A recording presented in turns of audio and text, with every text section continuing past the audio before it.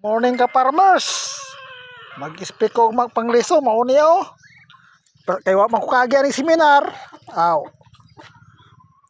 Basta ginabasa man ako pakiti ani, unya kundi ko kasabot, aw mapatundo ra pud ko ani kung sa paggamit ay sa kining chemical sa kay kung ingunta nga pangliso. Aw, padaghan pamatay liso ra kay para patay yun.